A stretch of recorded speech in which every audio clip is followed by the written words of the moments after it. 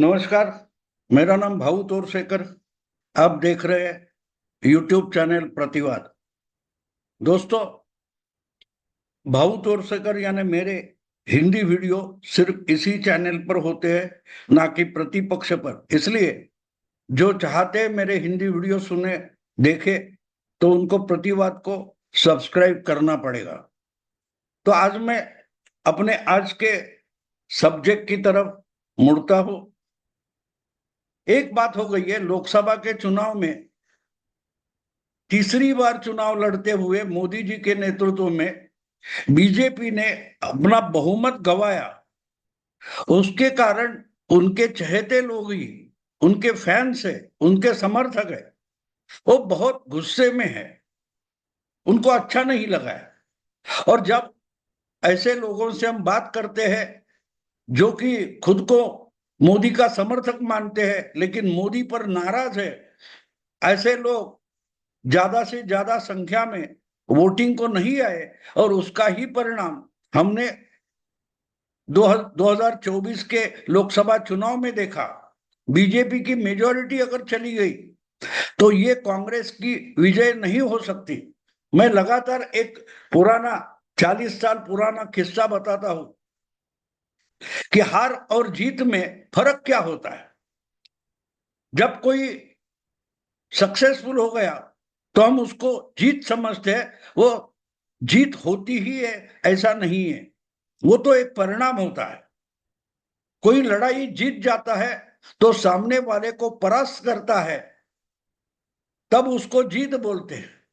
लेकिन अगर कुछ आंकड़ों की चालाकी से कोई जीत जाता है तो उसको उसकी जीत नहीं बोलते। जो दिखाई देता है कि जीत गया, और जो हार गया है वो भी असल में हारा हुआ नहीं होता। हम अगर 2024 का चुनाव समझने की कोशिश करें तो एक बात हमें समझनी पड़ेगी कि सचमुच बीजेपी तीसरी बार ये चुनाव लड़ते लड़ते हार गई। ये गलत है, क्योंकि बीजेपी ने जो 2014 में एक बड़ी छलांग मारकर 31% से ज्यादा वोट पाए थे, उसमें तो कम नहीं हो गए।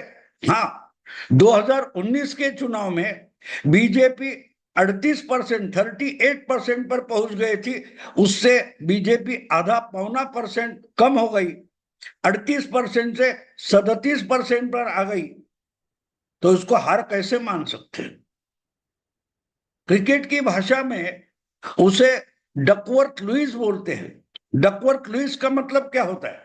ये जो 2020 वगैरह की मैच होती है या लिमिटेड ओवर्स की मैच होती है, वो दोनों साइड्स को 50-50 ओवर्स दिए जाते हैं। और 50 ओवर्स में जो पहले स्कोर जिस टीम ने बनाया है उससे ज्यादा करके दूसरा डाव खेलने, दूसरा ये खेलने वाली, बाद खेलने वाली टीम को उससे ज्यादा रन बनाने पड़ते हैं, या तो हार जाते हैं, ज्यादा बनाते तो जीत जाते हैं। लेकिन एक ही दिन में वो जो मैच है वो खत्म करनी है।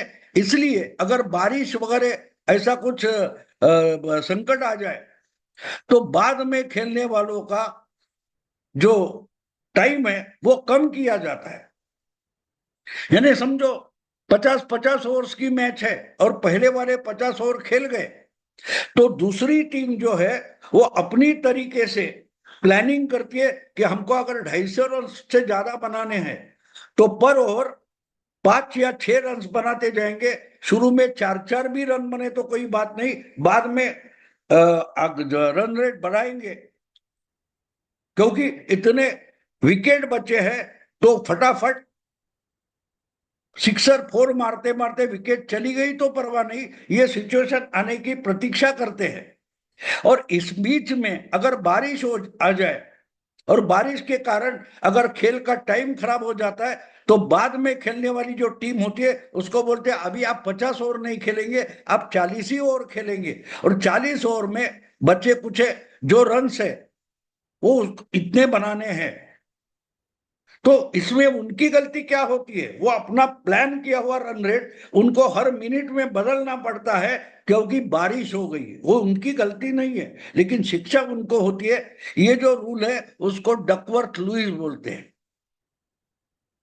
डकवर्थ लुईस बोलते हैं। और मुझे याद है एक समय ऐसा था कि गावस्कर कमेंटेटर था और साउथ अफ्रीका की टीम बारिश के कारण परेशान हुई थी, और आखिर में डकवर्थ लुईस के रूल से उनको बताया गया कि एक ही बॉल आपको डाला जाएगा और उसमें 36 रन बनाओ। तो वो भी डालने की क्या जरूरत थी? आप उनको हारे हुए डिक्लेयर करो, क्योंकि उनका जो प्लान था वो अगर रनिंग करने वाली टीम गड़बड़ कर जाती है और व्यवस्था गड़बड़ कर जाती है, तो उसी ढंग से 24 में हम देखें तो 2014 में जितने वोट मिले थे उससे भी ज्यादा वोट बीजेपी पाई है, ज्यादा परसेंटेज वोट पाई है। 2019 के तुलना में बीजेपी को कितने वोट मिले? 38% वोट मिले थे, तो 37% वोट मिले। तो 2014 से 6% ज्यादा है।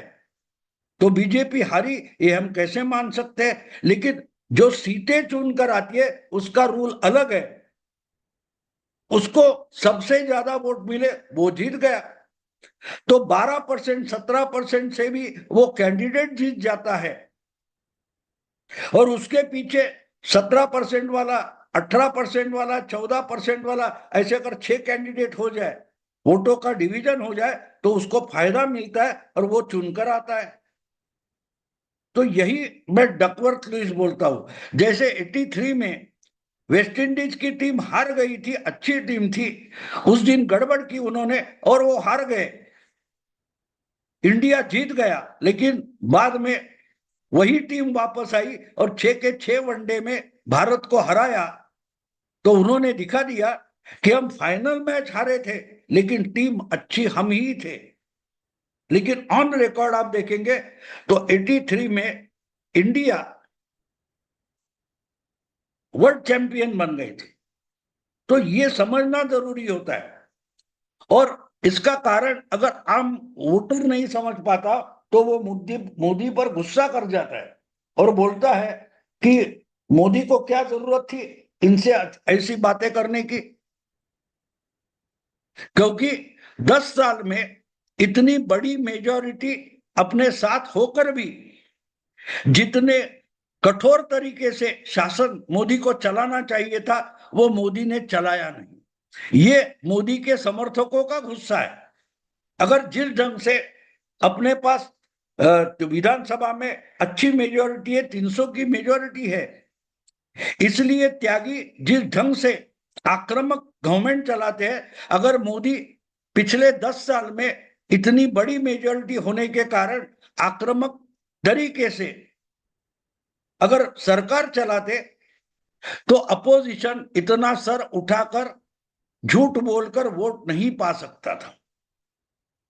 36 इंच की छाती ओढ़ने वाले मोदी जी अगर उतनी आक्रामकता से अपनी सरकार चलाते तो उनके खिलाफ कोई अनाथ शमनाम बोल भी नहीं सकता था। इंदिरा गांधी हो, राजीव गांधी हो, नरसिंह राव हो, या अल्पमत में सरकार बनाने वाले चलाने वाले मनमोहन सिंह हो, वो अपने पास बहुमत ना होकर भी जिस तरीके से आक्रामक गवर्नमेंट चलाते थे और अपोजिशन को कुछ कीमत ही नहीं देते थे, तो मोदी ने अपोजिशन का सम्मान रखने की कोई जरूरत नहीं थी। लेकिन बिल्कुल सौम्य तरीके से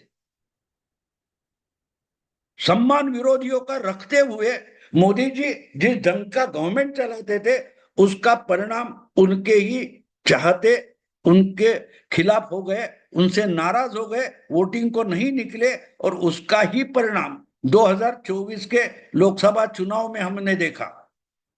हमारे यहाँ एक बोला जाता है साम दाम दंड भेद, यानी समझने वाले को समझाने की कोशिश करो। अगर वो गलती कर रहा है उसको रोकने की कोशिश करो, उसको समझाने की कोशिश करो। अगर सही ढंग से समझा कर भी वो समझ नहीं पाता तो उसको पैसा भी दे दो, कीमत दे दो, उसकी कीमत दे दो और उसको चुप कर दो। तो साम और दाम, जो चार तरीके बोले गए कि साम दाम दंड भेद, तो उसका मतलब होता है कि समझाने की कोशिश करो, उसकी मांग है वो पूरी कर दो। तीसरी बात होती है दंड। दंड का मतलब उससे लड़ना और उसको पूरा का पूरा परास्त कर देना। मोदी जी ने पिछले 10 साल में साम दाम का उपयोग भरपूर किया, लेकिन हम पिछले 7 साल में 8 साल में उत्तर प्रदेश में जिस ढंग की गवर्नमेंट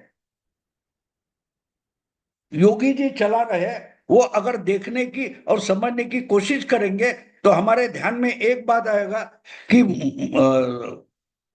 योगी जी जो है वो साम नाम दंड भेद की नीति नहीं अपनाते, सीधे सीधे दंड पर उतर आते हैं।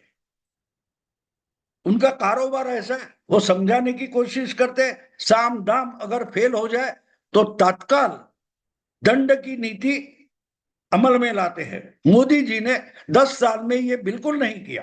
आपको याद होगा, तो जब सीएए जैसा कानून लाया गया, उसके बाद कोरोना होते हुए भी और कोरोना आने वाला था ऐसे समय में भी शाहीन बाग में जिस ढंग से कुछ महीनों तक रोड ब्लॉक किया गया, दिल्ली वालों की नाकाबंदी कर दी गई, दिल्ली के लोगों की बुरी हालत कर दी शाहीन बाग वालों ने, फिर भी उस पर दंड नीति अपनाने की कोशिश मोदी जी ने नहीं की। वो साम दाम पर ही रुके रहे। वही बात किसान कानून की है। मोदी जी कर सकते थे, दंड नीति अपना सकते थे, लेकिन मोदी जी ने दंड नीति नहीं अपनाई। अब पूरा का पूरा 10 साल का मोदी जी का अगर सरकार देखेंगे तो हमारे समझ में एक बात आ सकती है कि मोदी जी हमेशा साम दाम से काम चलाने की कोशिश करते रहे, लेकिन 10 साल के बाद अगर साम दाम की नीति फेल हो जाती है तो मोदी जी को, यानी मोदी जी की या बीजेपी की सरकार को, आज जो कोई गठबंधन का सरकार है उसको दंड नीति अपनानी पड़ेगी। अभी भी भेद नहीं है, साम दाम दंड भेद। भेद आखिरी होता है जिसमें आपके सामने जो है उसको पूरा का पूरा खत्म कर दो, उसका मतलब भेद।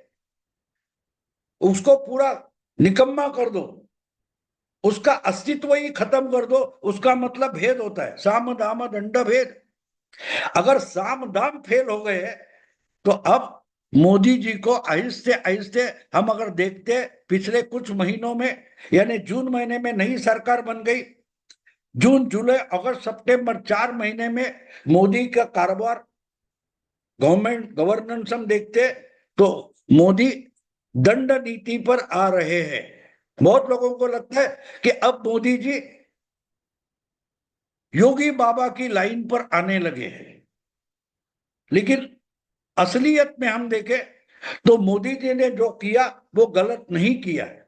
भारतीय मानसिकता जो है, भारतीय नीति मूल्य जो है, वो ऐसा ही कहता है कि साम दाम दंड भेद।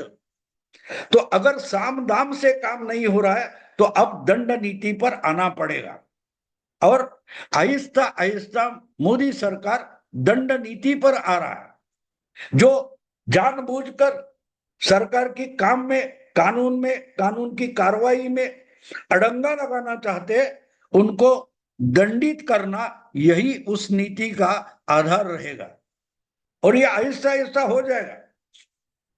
बहुत सारे लोगों को लगता है कि जिस ढंग से उत्तर प्रदेश में योगी बाबा ने सरकार चलाई है, उसी ढंग से पूरे देश में मोदी जी को वही काम करना चाहिए, उसी ढंग से काम करना चाहिए, दंड नीति का अवलंब करना चाहिए। वैसे देखिए तो ये बात इसके पहले मोदी सरकार ने भी की है। अगर 2019 की शुरुआत नए सरकार की, मोदी के दूसरे सरकार की हम देखें, दूसरे टर्म की हम सरकार देखें, तो पहले ही 3 महीनों में 370 कलम हटाया गया था।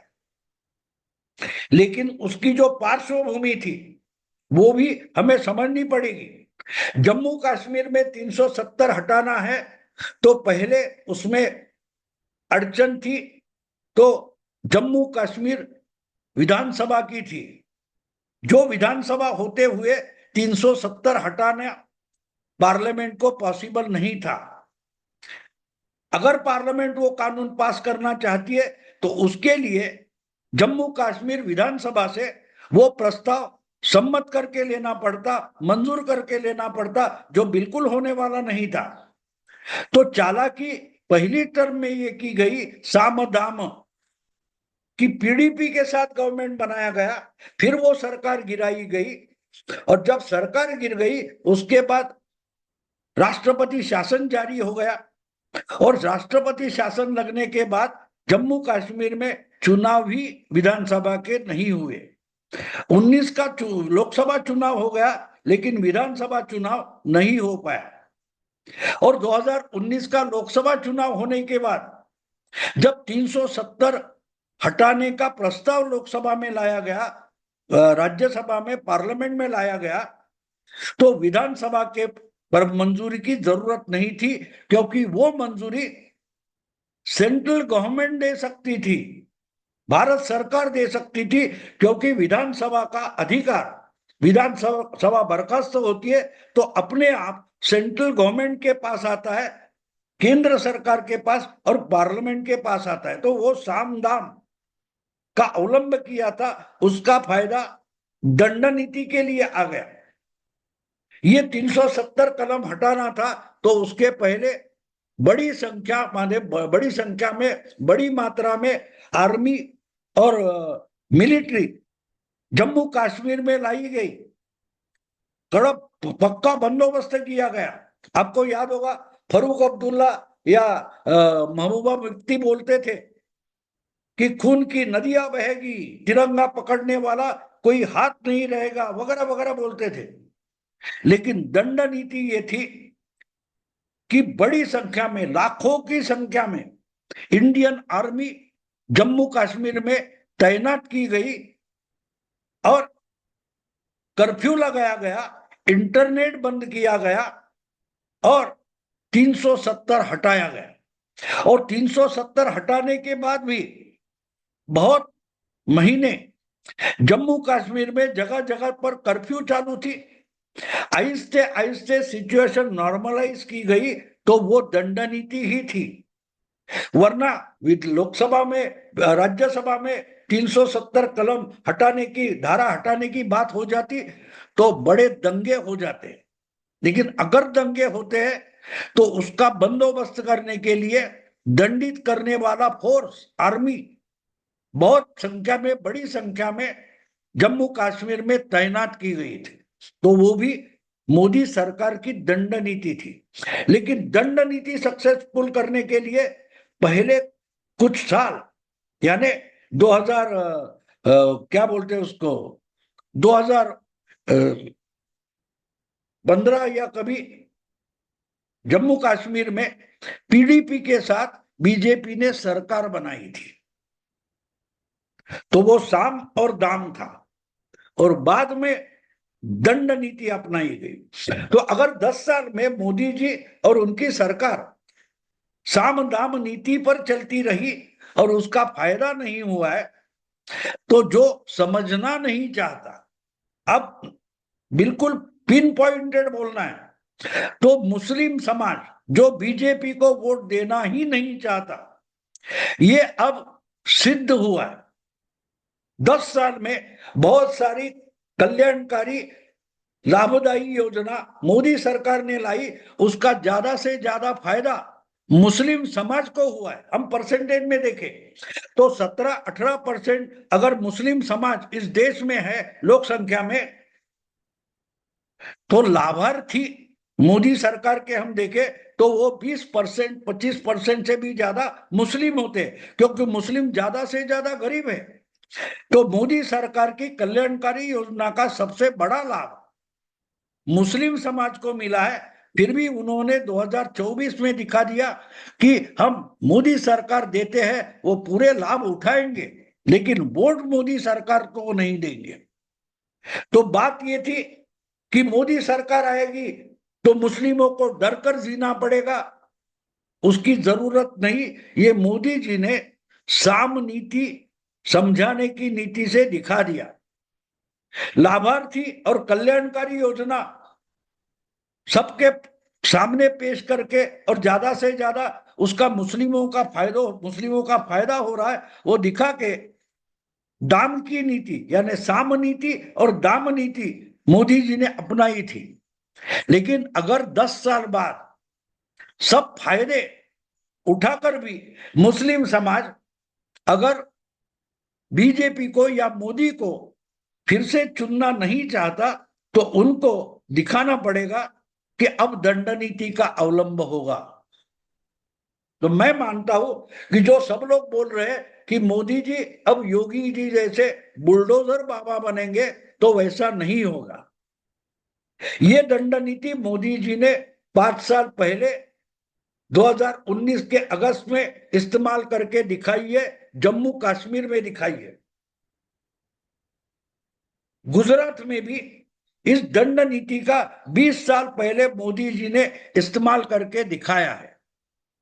लेकिन फिर भी समझाने की कोशिश पिछले 10 साल में जो अड़ंगा लगाने वाले हैं उनको ये नीति अमल में लाकर दिखाई। अगर आप नहीं समझना चाहते कोई बात नहीं, तो आपको दंड नीति से समझाया जाएगा। एक बात समझ लीजिए, 2024 का चुनाव होने के बाद मोदी सरकार मुस्लिम समाज को, मुस्लिम वोटर को दंड नीति से समझाएंगे और इसके लिए अपने आप योगी बाबा एक आदर्श है, जिन्होंने पिछले 7 साल में उत्तर प्रदेश में दंड नीति का अवलंब करके दिखाया है।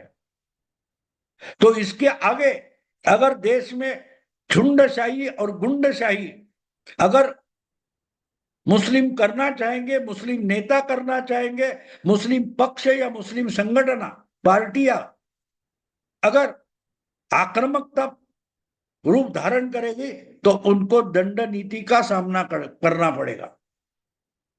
अभी भेद की बात नहीं है, जैसा बवाल किया जा रहा है कि मुस्लिमों के खिलाफ भेद नीति होगी, नहीं, दंड नीति जरूर होगी। साम दाम अगर फैल जाता है तो मोदी जी को दंड नीति अपनानी ही पड़ेगी। और मुझे लगता है कि आहिस्ता आहिस्ता मोहन भागवत हो या नरेंद्र मोदी हो, ये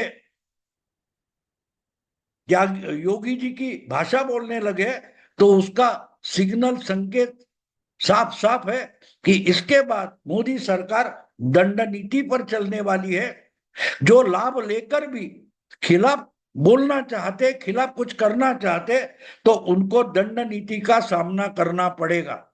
दोस्तों, अगर ये वीडियो पसंद है तो लाइक कीजिए, शेयर कीजिए और प्रतिवाद को सब्सक्राइब कीजिए। नमस्कार।